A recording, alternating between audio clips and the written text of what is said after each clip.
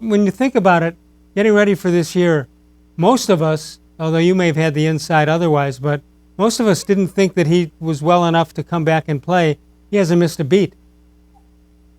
No, he hasn't. And I'm sure that he is, probably getting more confident week by week. And he's got some really great playmakers around him that are doing some great things. Chase Claypool had 3 touchdown catches in that game. So yeah, that gives them confidence, and they still have a good running game, and their defense is playing well. So they have a nice supporting cast around him. And the Browns have not beaten him. Is that right? They haven't. In Pittsburgh. No, they haven't beaten him in Pittsburgh, and they haven't won there since 2003.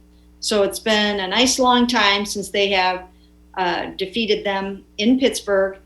And again, it's going to be tough. But when I look at their offensive line, you just cannot have a shaky offensive line when you've got Myles Garrett, Olivier Vernon, and Sheldon Richardson coming at you. You need to be solid across the way, or you're going to really struggle. As you analyze the game, that's the key area on both sides? I think that could be the key to the game. I think that if those guys are out, they've got David DeCastro and Marquise Pouncey right now are kind of hurting. Now it's Steelers week, and just like Rashard Higgins said yesterday, Baker better get his ribs right because it's Steelers week. Same thing with Pouncey and DeCastro. I'm sure everybody's like, whatever you guys have going on, you're just going to have to wait until next week to deal with it because it's Browns week and you need to be out there. All right, but if those two guys can't play, I mean, that will hurt them. What about the defense of Pittsburgh now? Well, once again, they are averaging 5 sacks a game. They are number 2 in the NFL, allowing only 64 yards rushing. Wow. So they're doing a really, really nice job of shutting down the run game. They're 6th in the NFL with giving up only 21.8 points a game. And you can see some other stats there. So they're doing a nice job in a lot of areas. One place they're struggling is third down. They're not doing well on third down. So that's an area where the Browns can make some hay. We talked about it earlier, Myles Garrett's return to Pittsburgh.